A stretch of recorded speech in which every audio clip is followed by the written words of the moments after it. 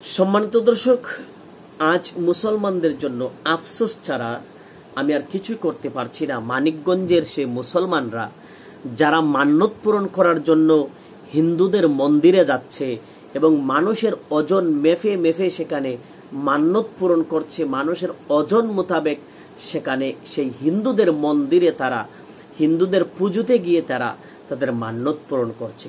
সম্পূর্ণ ভিডিওটি আপনারা স্ক্রিনে লক্ষ্য করুন। আসসালামু আলাইকুম। এটা হচ্ছে আমাদের শাহরাইল সিদ্ধাবাড়ির মেলা। আর এই মন্দির, যেটা মন্দির আছে, যেটা মন্দিরের সামনে যে একটা বিশাল বট গাছ বা একটা গাছ আছে, ওই গাছের এখানে একটা দাড়িপাল্লা রাখা আছে। ঠিক ওই দাড়িপাল্লার অপর পাশে রাখা হয় কিছু ফলমূল, আর অপর পাশে রাখা হয় যার নামে মান্যত করা আছে তার শরীরের ওজন বরাবর কিছু জিনিস ফলমূল এখানে দান করা হয়। আসলে এই বিষয়টা হিন্দুদের ক্ষেত্রে হলে ঠিক আছে, কিন্তু আমরা মুসলমান হয়ে কিভাবে একটা হিন্দুদের মন্দিরে আমরা মান্যত করতে পারি? মুসলমান হয়ে আসলে আমাদের ইসলাম ধর্ম সম্পর্কে কতটা অজ্ঞান বা কতটা অজ্ঞ থাকলে আমরা এই কাজগুলো করতে পারি? এই যে শিশুগুলো দিতেছে, শিশুগুলো যে মান্যত ছিল, যে পূরণ করতেছে, এগুলো সবগুলাই মুসলমানের সন্তান। আমরা কেমন মুসলমান, আমরা কতটা দুর্ভাগা?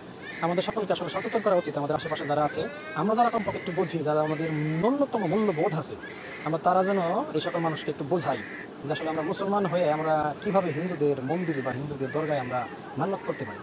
আল্লাহ এই সকল বিষয় থেকে আমাদের সকলকে হেফাজত করুন।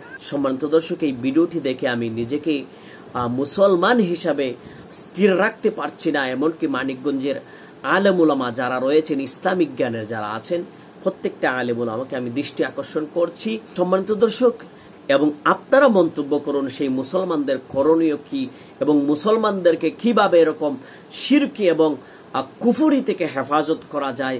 প্রত্যেকটা মুসলমানরা কমেন্টে এসে এর প্রতিবাদ করুন এবং এই মানিকগঞ্জের প্রত্যেকটা মুসলমানদেরকে হেফাজত করার দায়িত্ব মুসলমানদেরই। আল্লাহ পাক যেন তাদেরকে হেফাজত করেন।